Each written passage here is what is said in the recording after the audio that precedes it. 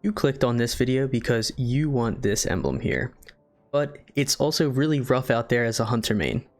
All of the other classes have it so much easier than us when it comes to soloing the dungeon. But what if I told you it is not actually that difficult? And I believe anybody can do this strategy that I'm about to show you. Now, disclaimer, I am going to be going into a lot of detail in this video because this video is meant for everyone and not just experienced players. But I will also have timestamps set up for you so that you can easily come back and reference this video if need be. Before we get started, if this video helps you out, please leave a like and let me know about it in the comments section. But without wasting any more time, let's get into the most important aspect of this solo flawless, the loadouts. Alright, so the first loadout that we're going to talk about is going to be used from the beginning of the dungeon until the moment you get to the rally flag of the second encounter. And this build, believe it or not, is going to be a prismatic build focused around Liar's Handshake or an exotic class item with Spirit of the Liar like I have here. So if we look into the subclass tree, here are the things that you should have equipped. In abilities, you should have Gambler's Dodge, get your melee ability back on activation, and Combination Blows to get increased damage per stack, along with your class ability every time you get a kill. This creates the obvious infinite loop of dodges and melees that has become so iconic for Prismatic Hunter Kit at this point. For the rest of your abilities, just choose what you enjoy the most. For me, that's Grapple, and I've always been a triple jump person, so I choose those there. And for the aspects, we're going to be going with Stylus Executioner and Winter's Shroud. These two pair perfectly with a few of the fragments that we have, and then we'll get into right here. So the fragments you definitely want to have on this build are Facet of Courage. This increases the melee damage when you slow a target with Winter's Shroud, and you will be doing that a lot. You definitely want to have Facet of Protection for the more damage resistance, of course. You also want to have Facet of Purpose for restoration on orb pickups. It just gives you more survivability. Then you want to have Facet of Blessing. Again, gives you more survivability with health regen on melee kills, which you're going to be doing a lot of. And whatever fifth fragment you want in this gameplay, I used Facet of Sacrifice, but you don't really use that all that much in this build because I don't use my Transcendence while I am using this build. But for the weapons, in the kinetic slot, you should have any 1-2 punch shotgun. This makes your melees do even more damage, which allows you to take out subjugators in just a few hits. So definitely have a 1-2 punch shotgun here. I used Swordbreaker just because it has Demolitionist, but any shotgun will do here. Then in the energy slot, you can use whatever primary ammo weapon you like. We'll typically not really use this all that much in the first encounter. I barely use it at all. But I like hand cannons, so I just chose to use Xyle's Bane because Incandescent can proc your Stylus Executioner. And for your power weapon slot, you're going to need 2 different weapons. I recommend having a Eager Edge Sword on hand. From the start of the dungeon until the flag of the first encounter, I use this just to traverse the map a little bit quicker. But if you don't feel safe doing that, you can always just use Tractor Cannon because that is what you're going to actually be using in the first encounter. This gives you the obvious 30% debuff, but it also blinds subjugators so that it makes them extremely easy to kill and they barely target you. So it makes the hardest part of the first encounter much easier. So now that we're done with the weapons, let's talk about the armor. First, like I said, this build revolves around Liar's Handshake. So if you don't have an exotic class item, don't worry. Liar's Handshake itself does extremely well here, and it will actually give you more healing because you get the cross counters, does damage and healing. So don't worry, you don't need the exotic class item. But the trade-off is, with my role, I have Caliban, so my ad clear is slightly better. So I might get done the encounter a little bit quicker because I have better ad clear. But when it comes to the stats, Right now I have 128 discipline. Definitely don't do that. I just don't feel like getting new armor, and I don't really care about my stats all that much right now. But definitely don't do that. You want to have at least tier 10 resilience. I would go for tier 10 discipline. Don't go over like this. And then I would try to get about 80 mobility, seems pretty good. And then I'd push all the rest into recovery if you can. For the mods, on the helmet, I would try to have a dynamo, because you're getting your super back quicker, a hands-on for super, and then a harmonic siphon. On the gauntlets, I would go for 2 heavy-handeds, because you're going to be getting a lot of kills with that. On your chest piece, I just went with the 3 main damage resistance here. On the boots, I went for recuperation, absolution, and orbs restoration. And then on the class item, I went for reaper, powerful attraction, finisher. That's about it there. All right, and now we'll go into the loadout for the second encounter. And we are only going to be using 1 loadout for this one, so there are no loadout swaps required for this encounter, just to make this a bit easier, because this is the hardest part of the dungeon, so I don't want you fiddling around in your menu at all. I didn't during my solo flawless. So let's start by looking at the subclass tree again. There are a few changes here. It's going to look a little weird, but trust me, it's good this way, I promise. You'll see. For the super, you're going to want to run Storm's Edge.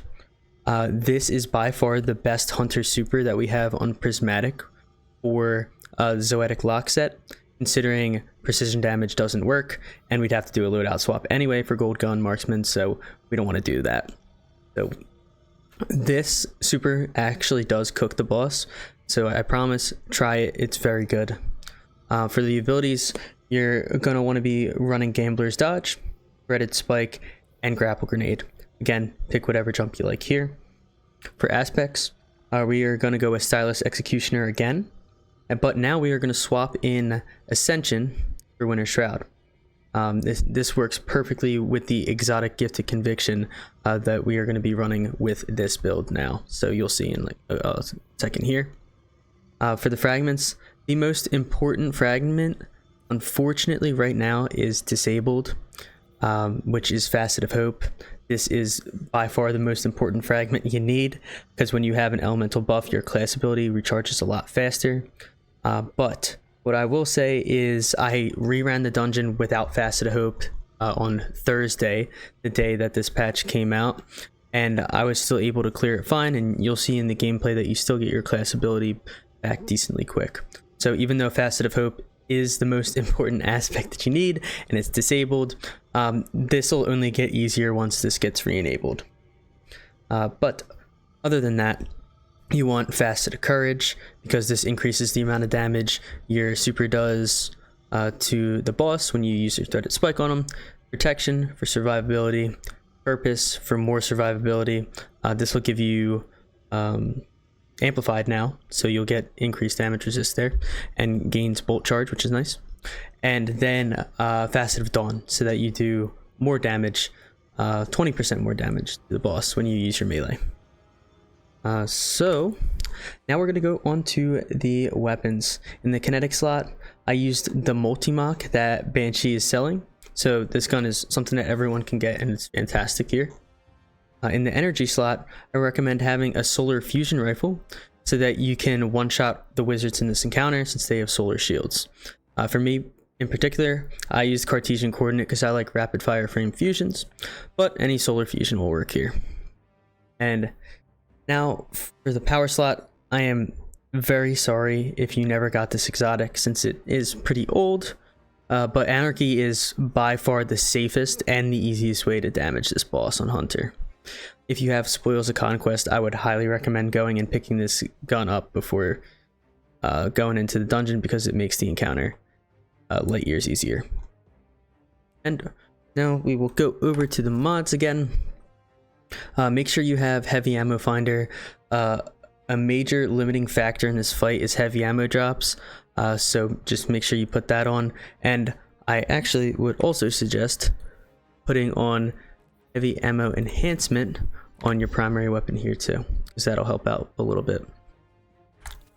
But for the gloves, we're going to be using impact induction, bolstering detonation, and focusing strike to offset the loss of facet of hope. For the chest piece, like I said, we're going to be using gifted conviction because of the insane survivability it gives with ascension. So you'll see it. If you have never used this piece of armor, you have been sorely missing out, because it is probably the best hunter build in the game right now. So I highly recommend it. And on the chest piece, I just had solar damage resist, because that's what the eyes shoot out and they do a lot of damage, and arc damage resist because of ogres and wizards. Your boots, make sure you have an arc scavenger. Again, ammo is a limiting factor, so if you have scavenger, you're getting more ammo. It's very nice. And then I would have at least 1 recuperation. I had 2 because I wanted to increase my survivability. And then you want to have special finisher, because you are going to be using a lot of fusion rifle ammo. So just having the option to do a special finisher and get some ammo is really nice. Then I use distribution, because you're always going to be using your ascension near enemies, so you're getting your ability cooldowns refreshed there. And then powerful attraction, because again, every time you use your ascension, you're going to collect orbs of power, so it's very nice. Now for the final boss, we're going to be using a loadout swap, but don't worry, it is really easy to loadout swap in this encounter because of the spot that we're standing. The boss is typically not near us, and the boss's shield slowly melts away prior to damage phase, so you have ample time to actually swap your loadouts here, so don't worry about that. Also, what I would suggest is just having your 2 loadouts right next to each other. This is my pre-damage phase loadout, and this is my damage loadout, so I can just swap in and out of them very quickly. So the first loadout is going to be used prior to damage. That's this one. In the subclass menu, there's going to be a change here for your super. You're going to switch to Golden Gun Marksman, because we're going to actually switch to Celestial Nighthawk during the DPS phase. And this is a lot better for DPS because the damage phase is much shorter. That is one of the things that we would want to change here. Other than that, all the rest of this is exactly the same. I recommend having Grapple Grenade on, Threaded Spike, and definitely Gambler's Dodge, and all the aspects and fragments should be the same as well. For weapons, I suggest using an auto rifle for this encounter, since you do have to shoot the doors to open them, which is absolutely painful. I suggest using a 720 RPM auto, since they have a good magazine size. For example, this one has 54 in a mag, which is good. I'm using Rufus's Fury in the gameplay and what I use for my solo flawless, and it was great. I would also, again, put a heavy ammo finder enhancement mod on your primary to get more heavy ammo drops here. The special weapon that I used was an Arc Fusion. Now, the only reason I picked an Arc Fusion is so I could match the surges that I have on my second loadout, just in case I ran out of ammo in my heavy during damage phase. But I will say that never happened once, as long as I had a decent amount of ammo going into damage phase with my power weapon, so you don't really need to worry about matching surges. So just use whatever fusion rifle you like here. And the most important gun of them all is Queenbreaker. This is the new DPS meta for a lot of stuff in the game, and it is fantastic on this boss. Just make sure you go into strikes and get the catalysts to get rewind rounds prior to doing this, because it'll add at least 1 phase on if you don't have rewind rounds. So just go grind for that a little bit. It doesn't take too long. It took me about 2 hours to get. Now, for the armor, not much has changed from the second encounter build. On your helmet, I'll actually switch over to this. On your helmet, I just swapped out a siphon mod and matched whatever my primary was. So for me, that is Strand Siphon. I kept my gloves exactly the same. I changed over one of the resists actually to avoid resist here, and kept solar and concussive dampener on my chest piece. On the boots, stayed exactly the same. And then on the cloak, I know I had special finisher on in the last encounter, but if you didn't have it on there, which I recommend you do, but you definitely want to have it on now.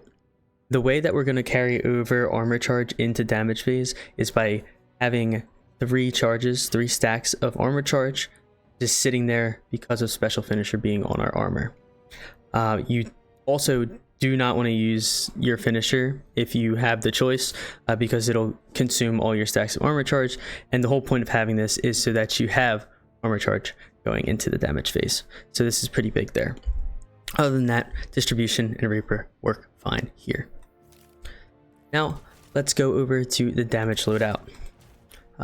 One thing that does change here is that I switched over to my Celestial Nighthawk, so that you can amp up your golden gun damage. And on my Celestial, ammo finder doesn't really matter, you're not going to be using it that much, but I had an arc targeting for better accuracy and target acquisition for Queenbreaker. Since it is a 3-round burst, you can kind of mess up a little there. Then I swapped over to 2 arc loaders on my gauntlets. The chest stayed exactly the same, just in case something happened. On the boots, I swapped over to 3 arc surges for 22% more damage. And on the cloak, I put 2 time dilations here, so that I could increase the amount of time my weapon surges were up during the damage phase. Lead up to the first encounter is extremely straightforward, especially with the build that I laid out for you in the beginning of this video. Since we are using Liar's Handshake, anytime you get close to an enemy, just dodge near them, melee kill them, you'll go invisible, and dodge near another enemy, kill them if you want to go back invisible, and this allows you to just go straight past all the ads. Don't even have to worry about the subjugators. You can do the same exact thing with your grapple melee as well, but once you get past all of these ads, run straight past them, you'll come across the first encounter flag, and this is where the pain truly begins.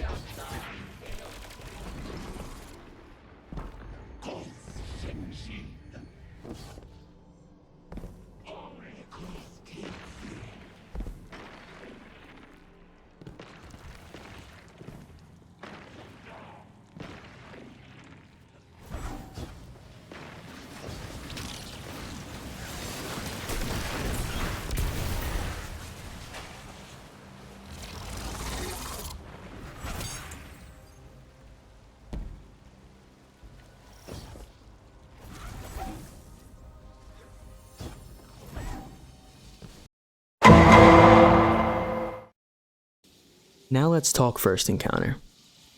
I'd say that the combat portion of this encounter is really not all that difficult. However, with that being said, this is by far my least favorite encounter of the dungeon. It can take over 20 minutes to complete this solo if you don't know what you are doing, but let's be honest, that's why I'm here to help you out. On the screen now is an encounter map that I used for my run. This map is courtesy of Raid Secrets on Reddit. I will have this map linked in the description of the video so you can pull it up during your runs, which I highly recommend that you do. You do not need the map for the first 2 rounds of truths because there are really no constraints on which middle lens you should use to start the chain, but when you get to the final truth, when you need all 3 lenses, this is where you might run into some issues.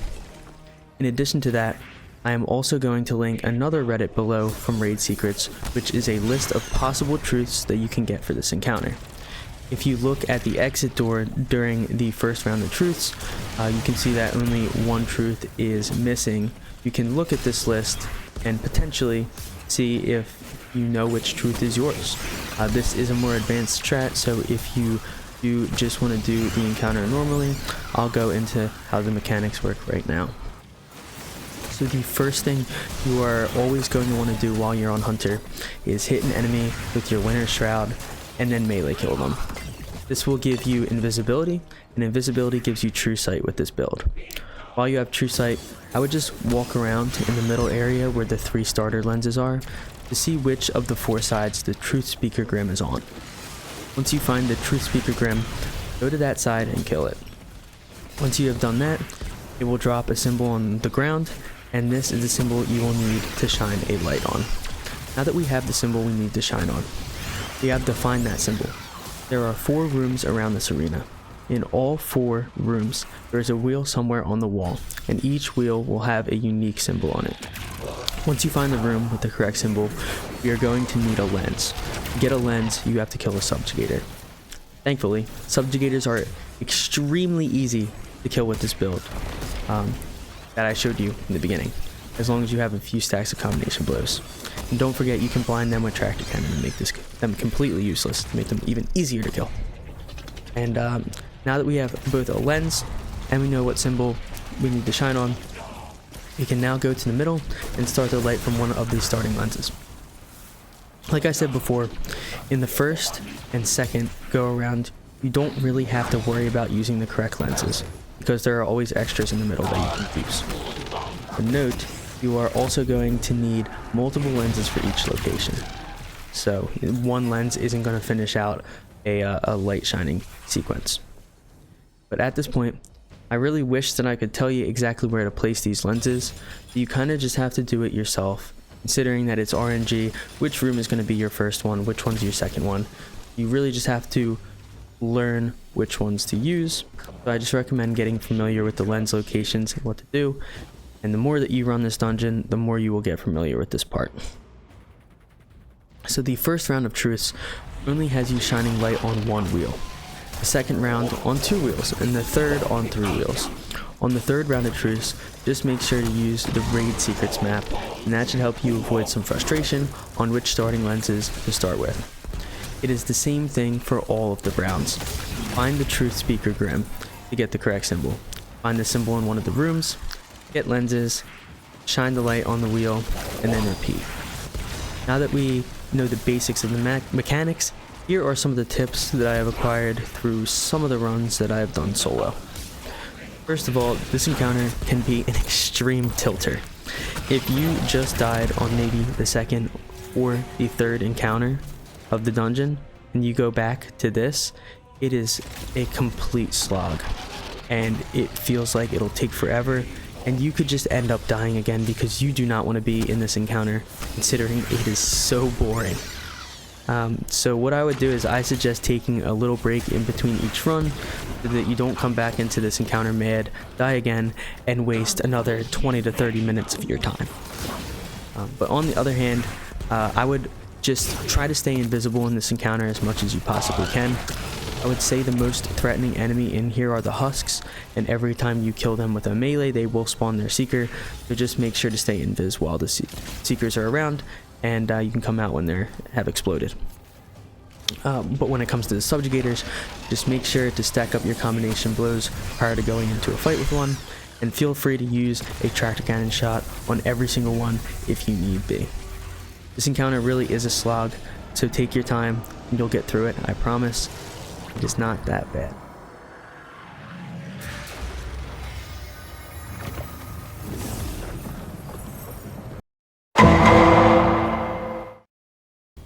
Like many of the previous dungeons, the transitions between encounters are just there to have you die in the most infuriating ways possible. Luckily, I feel like the transitions in this dungeon are actually some of the easier ones, so that's nice. The first obstacle you will run into is the maze. But if you follow my exact pathing shown on screen now, you can get past this part in about 10 to 15 seconds. On screen, I'm doing it slightly slower just because I want to show you the exact pathing that I am using so it's easier to replicate. But basically, you are going to be going left, left, left, right, left, until you find this glowing light on the wall, and then you make your first right, and you're pretty much out of the maze from that point. Once you get past the maze, you will get to an open room. You can pretty much just run past everything in this room. But if you ever get in danger, remember that you are an invis hunter. All you have to do is dodge next to an enemy and melee it to go invis, or if you need to do it quicker, you can always use your grapple melee in order to get invis faster.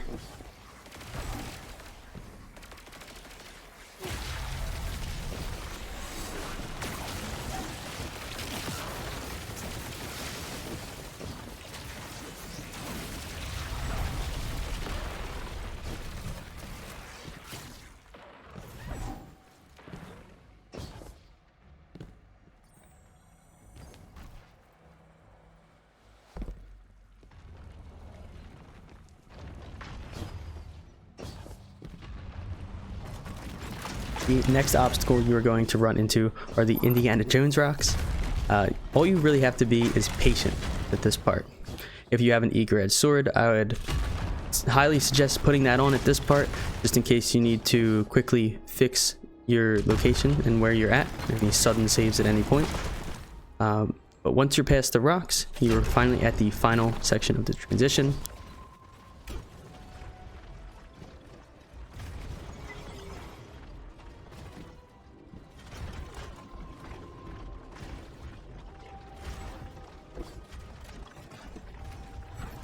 All you need to do is look at the symbols on the door on the right side of the room, and then you match these symbols left to right on the 2 rotating wheels next to where you drop down to get into this final room. The wheels are going to have a bunch of symbols on them. One is going to be lit up. The lit up symbol is the one that is currently active. To move the active symbols, you need to kill a wizard, and they will drop knowledge on the floor. Heightened knowledge will move the wheel 1 spot. Brimming knowledge will move it 2. And overflowing knowledge will move it 3 spots. You can also change the direction the wheel will move by shooting the node above this wheel. You can get the wizards to spawn faster by depositing 1 knowledge at a time in the wheel. Also, just be aware of the ogres that can spawn behind you in the room every so often, because they can melt you. Once you have finally opened the door, we have made it to the hardest part of this entire dungeon, especially on Hunter, so buckle up.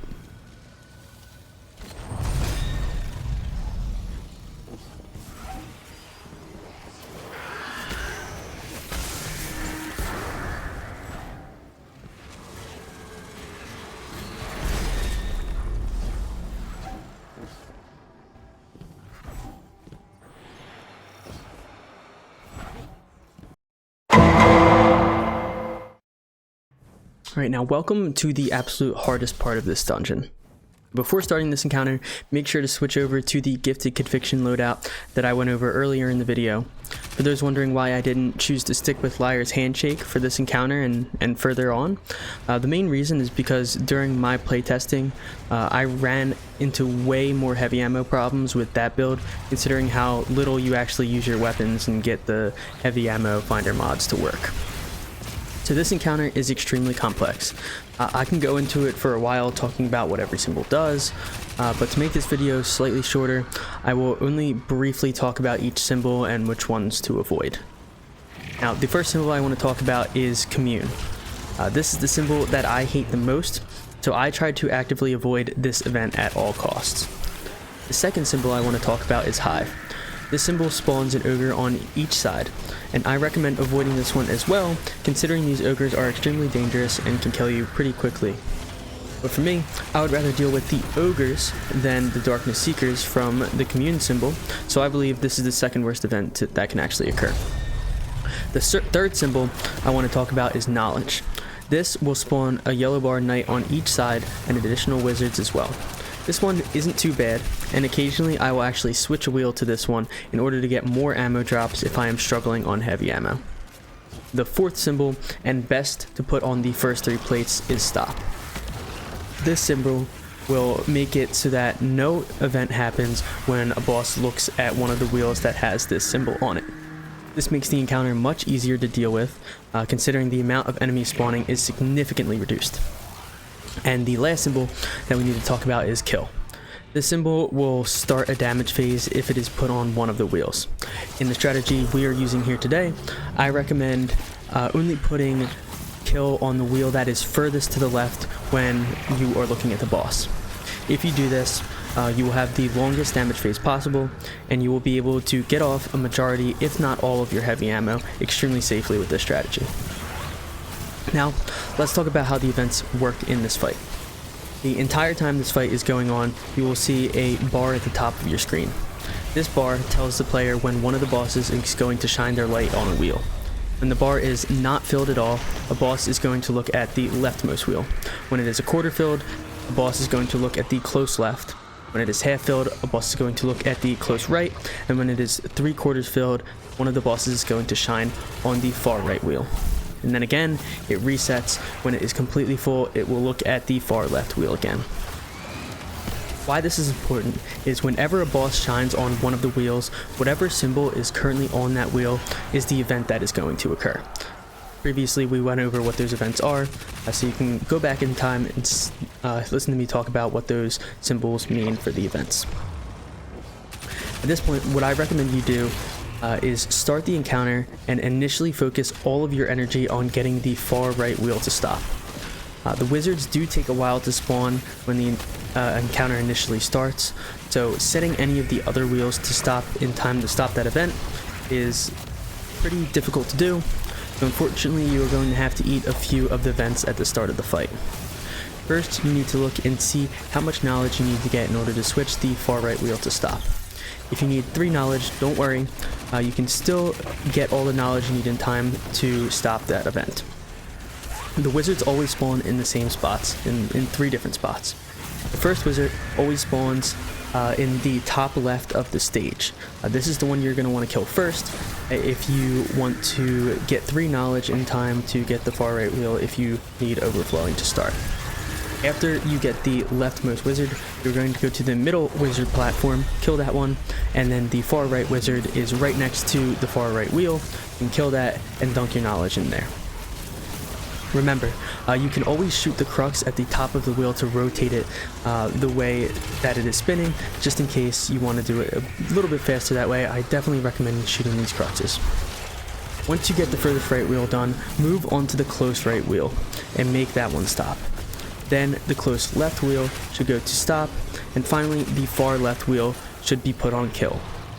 Once you put kill in the leftmost wheel, damage will not start until the bar at the top completely fills up. While you wait for this to happen, it is possible that the bosses can move the symbols on some of the wheels. So your job is to make sure that going into damage phase that all of the wheels stay on stop. Especially for the far left wheel, this should always stay on kill. I recommend running around with 1 knowledge on your character at a time for this part, just in case a wheel moves. You can change it back to stop right away, so you don't have to deal with spawns during damage phase. Lastly, I recommend having all of the wheels spinning in a way that would put the wheel on a punishment that is not as bad if the boss decides to move one of the wheels. For example, if one of the wheels is on stop and it has hive and knowledge next to it on either side, I would have the wheel spinning the way that would make it go to knowledge if the boss decides to move that particular wheel.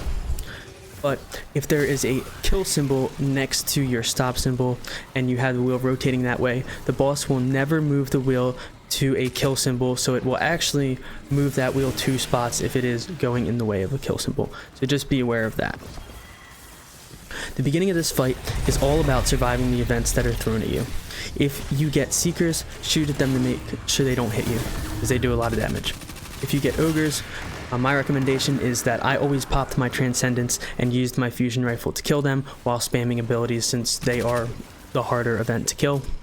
And if you get knowledge, the knights are easy enough to take out with just your fusion rifle and your base ability cooldowns. The beginning of this fight can take a while sometimes depending on what is thrown at you, but that is okay. Remember, we are just going for the solo flawless. We are just trying to finish the dungeon, not do it in a record speed. It is also not the worst thing in the world to have this beginning part take a bit of time, considering you will kill a lot of wizards and have a backlog of knowledge waiting for you on the ground, and this will immensely speed up future damage phases and make it easier to get to them in general. For general survivability in this encounter, just make sure you are using your abilities on cooldown. This build has a lot of general survivability with invis and the gifted conviction damage resistance, so use that to your advantage as much as possible. With that being said, try to always be invisible when you are dunking knowledge into a wheel, because you don't want to be standing in the open that long without being able to actively defend yourself. When I was killing wizards and other high health enemies, I was using my fusion rifle ammo a lot. You will not be using it during the damage phase pretty much at all, so use your special ammo extremely liberally here. Now that we have gone over how to get to a damage phase, let's talk about how we are going to damage these bosses. This is where Anarchy is going to come in handy. Because there are 4 different bosses here, you can damage all of them at the same time. This means that we can stick an Anarchy projectile on each of them with another projectile on the wall in between each set of 2 of each side. The third projectile on each side increases the damage of each projectile on the sea shriekers by connecting them together, so this increases your damage by a decent amount. To start this damage phase, I would get close to the stage and shoot your first anarchy shots like I do on screen now. Then throw your melee ability at one of the shriekers you are going to be hitting with your super, and this will proc your Facet of Courage for increased super damage by a slight amount. Now, with Storm's Edge right in the middle of two of the shriekers where you shot one of your anarchy projectiles, use all of your supercharges here. Once your super is over, just use your grapple grenade to get out of there and go back to the stairs on the middle platform and chill there for the remainder of the damage phase. At this point, every single time you see damage numbers stop ticking from your anarchy, shoot 6 more projectiles just like you did at the start. Try not to peek out a lot during this damage phase because the bosses do a lot of damage from their projectiles that they shoot at you. If any events do occur during damage phase, just focus on whatever spawns. Feel free to use your Transcendence, since every time you use your melee ability on something, your anarchy ticks will do 20% more damage to the boss for 5 seconds. As long as you get ammo drops, this is an extremely safe 4 phase, and you don't even have to put yourself in harm's way that often. After the damage phase is over, it is time to go back to setting up the wheels on stop and kill just like last time. Hopefully this time you will have some excess knowledge already on the ground to make this part faster.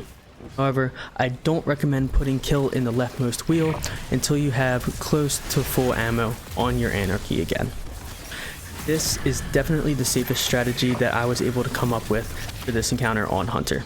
It can take some practice to get this down, especially in this encounter when you are by yourself, so it is never a bad idea to practice before you go into your solo flawless attempts. If you follow everything I went over in this section, you should be able to kill this boss in 3 to 4 phases, and now only one transition section is standing in between you and the final boss.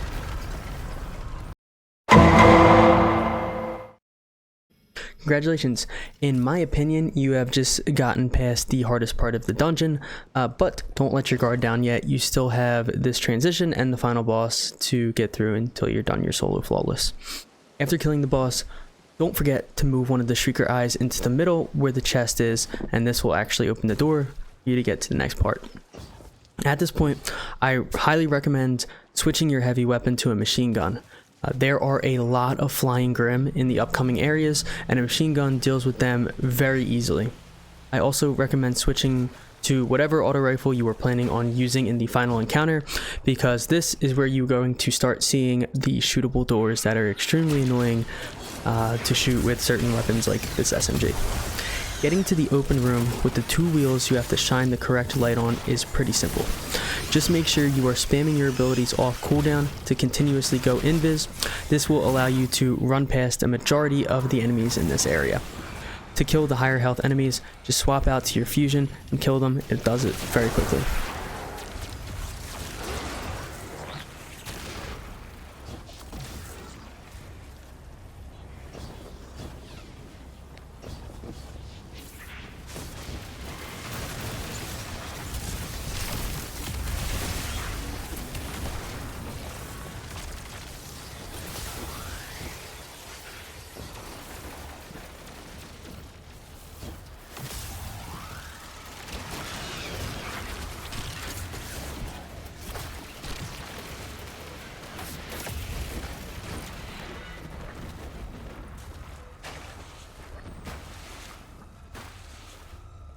Once you finally get to the open room with the 2 wheels you have to shine the light on, this is where the Grim are going to start being a nuisance. Every time they spawn, just take out your machine gun and take them out real quick. They can do a lot of damage if you are not paying attention to them, so just make sure they are your #1 priority once you notice that they are in the room. Get the door open in this room. All you have to do is take the 2 lights in this room and shine them at the correct wheels. The light that starts on the ground floor is enter, and this one needs to end up on the 2nd level.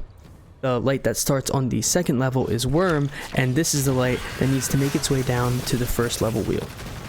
At this point, You have already completed the first encounter, so this part should be a breeze for you as long as you are taking out those Grim.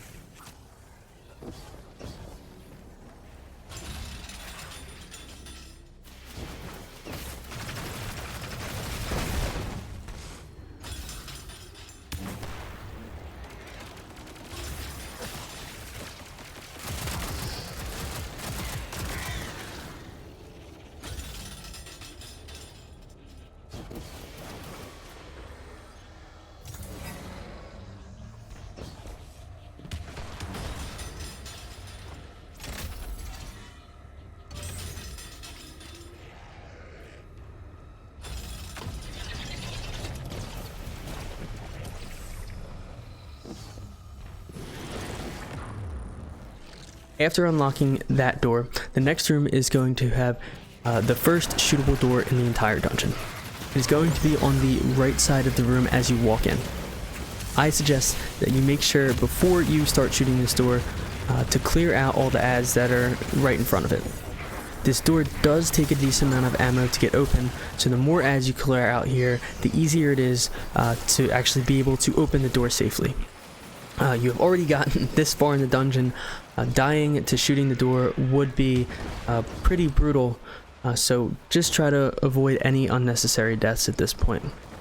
Also, note, these shootable doors open based on damage, so if you use something like a fusion rifle, it'll actually open the door much quicker. Once you make it through the shootable door, all you have to do is climb up and you have made it to the final encounter. Congratulations, you have made it to the final boss, but your journey is not over yet. While you have gotten past the hardest part of the dungeon, in my opinion, in Zoetic Lockstep, Kevin is no slouch himself, and there are a few things in this encounter that can be obnoxious to deal with. At this point, before you start the encounter, make sure to switch over to the first loadout that I went over for this encounter earlier in the video. The first loadout is what you are going to be using a majority of the time, and the second loadout is only going to be used during damage phases. Here is the gist of what you have to do for this encounter. In the middle of the main room, there is a wheel with 6 symbols. Some of them will be lit up, and some of them will be turned off. All we need to do is split this wheel down the middle and look at it as if it were 2 halves. One of these halves is a truth when it comes to Destiny lore, and the other is a lie. We have to figure out which side is the lie. So just like the first encounter, if you do not know Destiny lore that well, don't worry. There are 2 rooms connected to this main room, and in one of those rooms there is going to be a truth speaker, just like in the first encounter. When you find and kill the truth speaker, it is going to show you the first symbol of whatever phrase is the truth. Since we are looking for the lie, we need to make sure all of the symbols on this side of the wheel are turned off, and all of the symbols on the other side of the wheel are turned on. However, you will notice that there are strand tangles all over the lenses so that they cannot move. This is where the unwritten empowerment buff comes into play. Whenever you kill an unwritten attendant, you are going to get a buff called Unwritten Empowerment. When you have this buff, you are able to shoot the 3 cruxes that are connecting the strand tangles to each lens. Once you shoot the 3 cruxes and all the strand is gone, you will now be able to move that lens. Here is how we are going to come at this fight as a hunter. When you initially start the fight, there's going to be a yellow bar knight that spawns in the main room. Kill this knight, and now the stasis unwritten attendants will start spawning in this main room. Being a hunter, we can use the same trick that we used in the first encounter to figure out what room the truth speaker is chilling in. All we need to do is get one kill with one of our abilities to go invis, and Stylus Executioner will show us enemies through the walls. Get close to the wall on each side so that we can look into each room, and on one side a Truth Speaker Grim will be flying around. This is the side we are going to want to go in first. In the gameplay, you see me go into the right side first. In order to get into this side, there is a piece of the wall that is protruding out. All you have to do is stand on this piece and it will lower and let you into the room.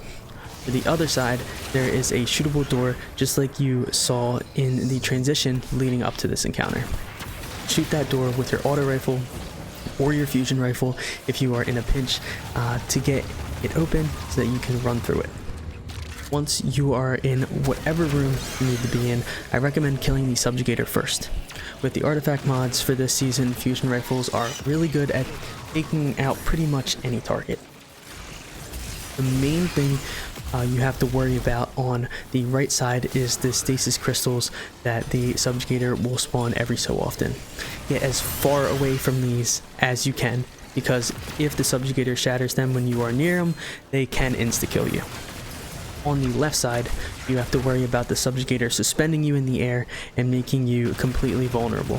When you see him wind up for that suspend attack, just break line of sight with him. Once the subjugator is dead, go kill the truth speaker to spawn the first symbol of the truth side. And now that we know what side is the lie, we can go back to the middle. When you get back to the main room, look at your wheel and make sure that the truth side is darkened and the lies are all lit up. When you get out there, it is extremely unlikely that this is already going to be the case, so we are going to manually change the ones that don't match this correctly. On screen now, I will put up a map of this encounter and I will link it into the description as well so that you can see where each symbol is located in this entire arena. Note that you do not need to untangle each lens in every room. You only have to untangle the ones that need to be changed, and this will save you a lot of time in the long run. Now that you know what symbols need to be changed, go into the area where each symbol needs to be changed and untangle their corresponding lenses and shine the light on the wheels that need to be lit up. Also, make sure all the wheels that need to be dark are still dark during this port. Once all the truths are dark and the lies are lit up in the center room, all you have to do is go into the main room where the center wheel is and interact with it. Just like in the second encounter, I recommend being invisible for this part. Once you interact with the console, use your grapple grenade to go into this corner I am showing you on screen here, so we can hide from the fire that lights up the arena. This corner is also one of the safest spots to damage from. Once Kevin's shield is about halfway gone, go into your loadout screen and switch to your damage loadout that I showed you earlier in the video. We will have a lot of time to switch loadouts here, so there's no need to rush. Now let's go over how damage is going to work for this boss. In the gameplay in the background, I'm going to show you two different damage phases. The first phase is actually really bad, but I want to show it just so that you can see how elusive this boss can be sometimes. If you have a damage phase like this, it is not the worst thing in the world, considering it's not that hard to get to damage phases in this encounter. It doesn't add that much time. In addition to that, sometimes you will be blessed by the gods with a phase where the boss just doesn't really move much at all, and you can make up a lot of missed damage on these phases, and that's one of the phases I will show you on the second phase here in the video. With that being said, this is what I would do every time for the most consistent damage phase. Like I said before, I would switch to my loadout when half of the boss's shield was gone, save as much armor charge time as possible. When Kevin's shield was gone, I would pop my golden gun and then throw out a threaded spike to gain radiant for 20% more damage on my golden gun. After the golden gun, I would shoot a few shots with Queen Breaker with Radiant persisting from my initial threaded spike, and then I would use my Transcendence after my Radiant was gone. Not only does Radiant give you 5% more damage overall while it's active, but it also recharges the threaded spike a lot faster, so I've used this off cooldown in order to get 20% more damage as much as possible from the Radiant buff. If you have the catalyst for Queen Breaker and the particle reconstruction mod from the artifact, you are rarely going to have to reload during the DPS phase. Once the phase is over, make sure to switch back to your pre-damage loadout. This is extremely important, so please do not forget this part. You have more survivability on this loadout, so please switch back. From this point, it is possible to get this encounter done in 4 phases, but it is more likely you are going to need 5 or 6 because of how much the boss moves during the DPS phase. For general survivability tips for this encounter, I have a few. By this point, you have been running this Gifted Conviction loadout for a while, so you should know to spam your abilities as much as possible for invis and damage resistance. But just like the other boss, we are not really going to be using our special ammo for damage at any point. So just make sure to use this ammo as much as you need to kill the higher health enemies in the arena. You're also going to want to make Orbs of Power and pick them up prior to damage phase. This gives us 22% more damage during the DPS due to the surges on our second loadout. Ensure you have max stacks of armor charge for DPS. Try not to use your finisher when you have full stacks unless you really need to get special ammo, considering we are storing our armor charge with the special ammo finisher mod. The scariest enemies in this encounter besides the subjugators are actually the stasis unwritten attendants, since they can throw dusk-filled grenades in your direction and make you a sitting duck. If you get stuck in these grenades, you can always grapple out or use Ascension to jump out of them. Other than that, the most deadly thing in this encounter are the threadlings that spawn after you shoot each strand tangle. I recommend shooting these as quickly as possible because they will chase you for a while and can eventually swarm you if you have recently shot a lot of tangles. As long as you play it safe, follow my suggestions for this encounter, you should find it much easier than the Zoetic lock set. I am confident you will be able to do it. And that, believe it or not, is all there is to tell about this dungeon. Compared to my previous solo flawless guides, this one is a lot more jam-packed with loadout suggestions and strategy. If you made it this far into the video, you are an absolute legend and I appreciate you so much. This video took a lot longer than I was anticipating when I initially started this project, so that is why this is coming out a few days later than I said it would on my stream last Friday. I did a few new things for this video. One of them included making a 16-page long script for every point that I wanted to get across in this video. So if this video did help you out, please leave a like and comment down below if that is the case.